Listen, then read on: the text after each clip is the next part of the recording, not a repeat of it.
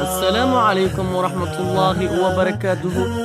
daawadayaal dhegaystayaal idin ahaantiinba ku soo dhawaada xubnaheennii joogtadaynoo ahaa xubnahaas aad ku dhegaysan jirteen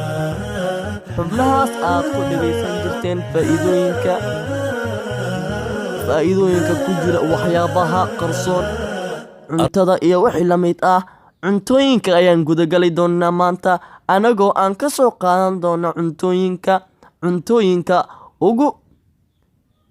ugu difaaca badan jirkeena iyo waxtarka u fiican. Maanta waxaan rabaa in aan kuu soo gudbiyo 5 faa'iido oo ku jirta looska. 5 faa'iido ee looska ku jirta waa faa'iidooyin aad iyo aad u fiican, taasoo markii aad dhagaysato aad la cajibi doonto ila socosho wacan. 5 faa'iido oo laga helo cunista looska waxaa laga helayaa fitamiin A. waxa uu daawo u yahay finanka wajiga ka soo baxo, finanka maqaarka. Cunista looska waxa uu jirka ka helayaa fitamiin A oo ku roon arrimaha aan soo sheegnay. Looska waxa uu ka hortagaa qodobka labaad waa ila soco. Looska waxa uu ka hortagaa duqnimada iyo wahsiga. waxaa la ogaaday in looska uu ka hortago gabowga iyo wahsiga. waxa uu baabi'iyaa minta ama laablaabka ama duubduubka indhaha hoostooda ah.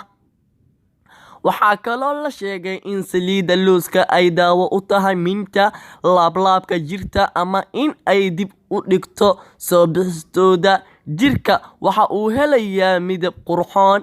qodobka 3, cunista looska waxa uu u roon yahay qalbiga.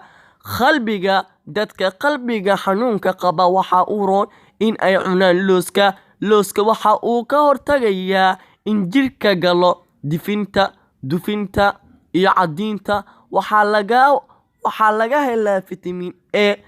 sida aan sheegnay, isaga ayaa mas'uul ka ah in jirka laga dhuuqo dufinta iyo jirka kale dhiiga fiican.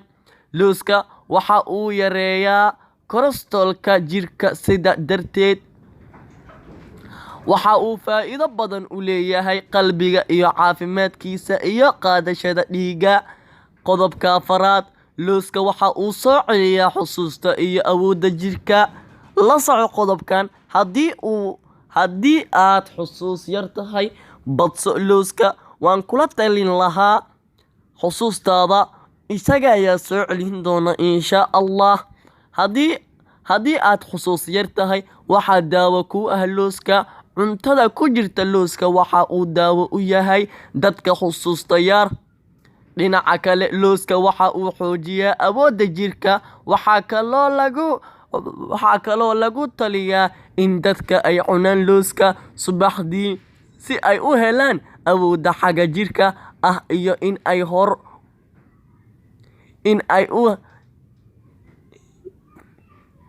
aan ku soo celiyo.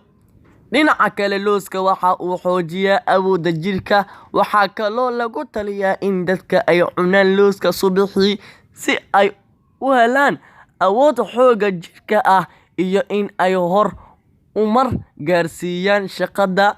qodobka ugu dambeeya ee faa'iidooyinka looska waxa uu yahay dufinta jirka laga takhaluso.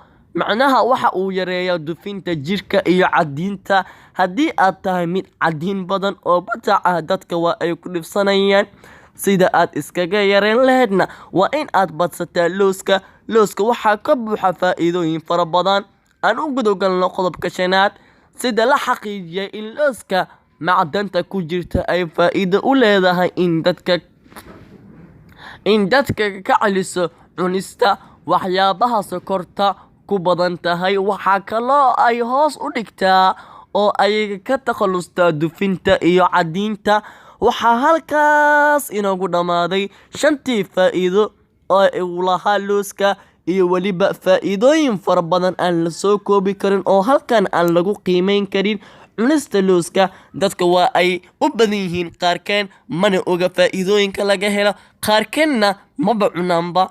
balse hadda kadib waxaan rajaynayaa in aad cuni doonto looska, waayo faa'iidooyinka ku jiro waad maqashay. Tijaabi, waad ogaan doontaa. Halkaas ayaan ugu